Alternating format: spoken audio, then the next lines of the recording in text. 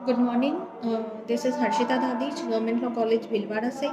Company law हम subject ले रहे हैं। उसमें हम टॉपिक डिस्कस कर रहे हैं कंपनी का निर्माण, formation of company. Previous lectures में हम देख चुके हैं कि कंपनी का जो निर्माण होता है वो 3 चरणों में किया जाता है।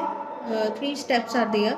First step is promotion of company, second one is incorporation of company and third one is commencement of business. पहले 2 स्टेप्स हम ऑलरेडी प्रीवियस लेक्चर्स में डिस्कस कर चुके हैं।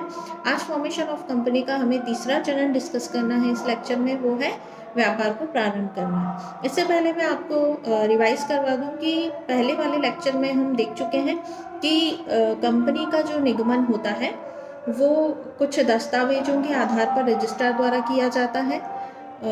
Memorandum of association, articles of association, declaration form and the information relating to CA, attorney of company and directors. तो हम ये देख चुके थे कि ये सारी फॉर्मेलिटीज़ होने के बाद जब रजिस्ट्रार सेटिस्फाइड हो जाता है कि सारी फॉर्मेलिटीज़ फुलफिल कर दी गई हैं, तो वो कंपनी को सर्टिफिकेट ऑफ इनकॉर्पोरेशन, जिसे हम बोलते हैं निगमन प्रमाण पत्र, वो जारी कर दिया जाता है और कंपनी का कंपनीज रजिस्टर में नाम मेंशन कर दिया जाता है, उसकी एंट्री कर दी जाती है। तो ये निगमन का प्रोसेस है। हमने देखा था कि निगमन के लिए जो इनकॉर्पोरेशन सर्टिफिकेट इशू किया जाता है, तो उसका इफ़ेक्ट ये होता है कि जैसे ही इनकॉर्पोरेशन सर्टिफिकेट इशू हुआ, उसके बाद से जो भी मेंबर्स हैं उनकी लाइबिलिटीज़ अराइज हो जाती हैं और साथ में कंपनी की एक सेपरेट एग्जिस्टेंस, सेपरेट एंटिटी जो है वो एग्जिस्टेंस में आ जाती है, अस्तित्व में आ जाती है। साथ ही में जो भी मेंबर्स हैं वो एक बॉडी कॉर्पोरेट के रूप में मान लिए जाते हैं। ठीक है, तो ये इनकॉर्पोरेशन सर्टिफिकेट का इफ़ेक्ट है। और इसके बाद जो है कंपनी जो है उसका थर्ड स्टेप आता है, वो है कमेंसमेंट ऑफ बिजनेस, व्यापार को प्रारंभ करना। अब कमेंसमेंट ऑफ बिजनेस से रिलेटेड जो प्रोविज़न है वो सेक्शन 11 में दे रखा है। जैसे ही कंपनी का निगमन हुआ, कंपनी रजिस्टर्ड हो गई, तो जनरल रूल है कि कंपनी का रजिस्ट्रेशन होते ही वो सेम डे से अपना व्यापार शुरू कर सकती है।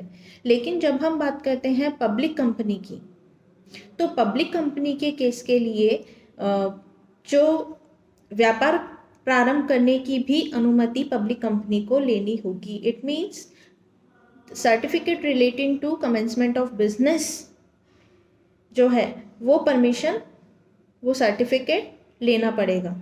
किस केस में? जब कंपनी पब्लिक कंपनी है। इट मीन्स प्राइवेट कंपनी को सर्टिफिकेट लेने की रिक्वायरमेंट नहीं है। प्राइवेट कंपनी चाहे तो जैसे ही कंपनी इनकॉर्पोरेट हुई, जैसे ही रजिस्टर्ड हुई, वो क्या कर सकती है? अपना बिजनेस स्टार्ट कर सकती है from the very same day. Public company के लिए जो प्रोविज़न है वो सेक्शन 11 में प्रोवाइडेड है।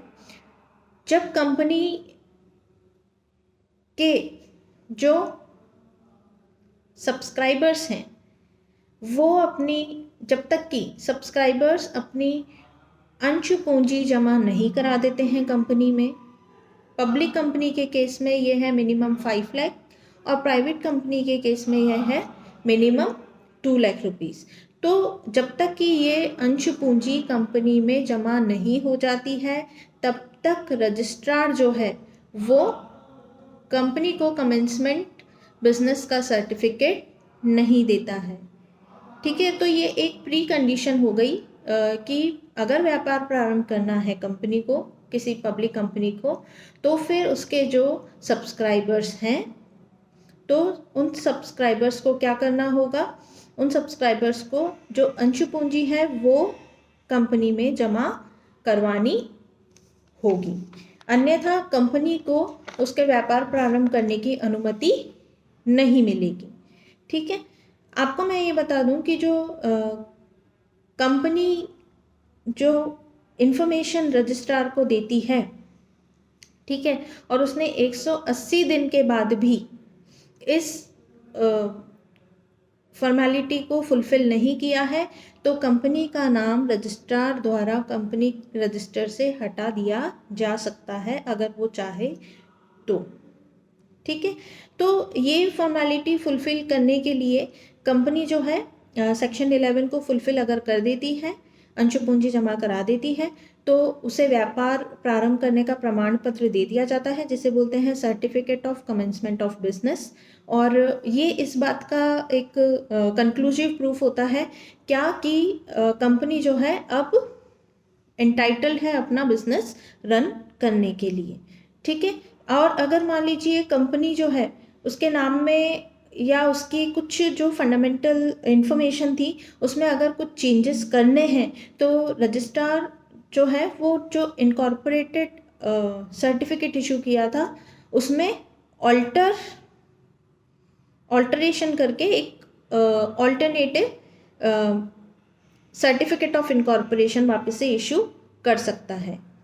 आपको मैं बता दूं, अगर सेक्शन 11 को फुलफिल नहीं किया जाता है, अगर मान लीजिए without applying to registrar company अपना बिजनेस रन कर देती है या फिर अंशु पूंजी जमा हुए बिना ही कंपनी अपना बिजनेस रन करने लग जाती है तो फिर वहाँ पर पेनल्टी अराइज होती है, जो कि पेनल्टी होती है 1000 रुपये प्रतिदिन के हिसाब से, जब तक कि वो अर्थदंड कंटिन्यू रहता है तब तक के लिए, जब तक कि वो अवधि कब तक रहेगी, जब तक कि दोष की अवधि रहती है। तो ये एक पेक्यूनरी पेनल्टी लगाई जाती है, पनिशमेंट होती है पेक्यूनरी पनिशमेंट, जो कि 1000 रुपीज़ पर डे के अकॉर्डिंग कंपनी पर लगाई जाती है। ओके, मान लीजिए अगर कोई पर्सन है उसने कंपनी को अपनी सर्विसेज दी हैं और कंपनी ने कमेंसमेंट बिजनेस का सर्टिफिकेट नहीं लिया था, तो उस केस में क्या होता है कि जो व्यक्ति होता है वो कंपनी के विरुद्ध वाद नहीं ला पाएगा। क्यों? क्योंकि कंपनी ने कंडीशन को ब्रीच किया है।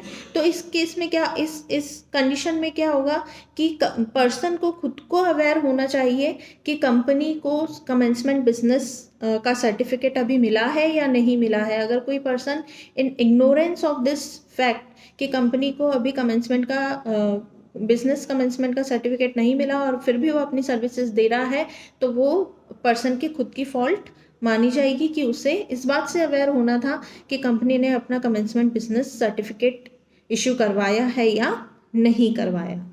ठीक है, तो इस तरीके से हमने देख लिया कि जो कंपनी का फॉर्मेशन है वो 3 स्टेप्स में कंप्लीट हो जाता है और हम इन तीनों स्टेप्स को डिटेल में डिस्कस कर चुके हैं।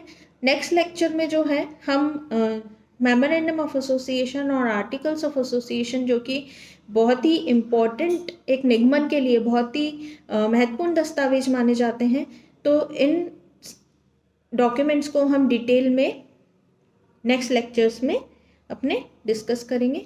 Thank you.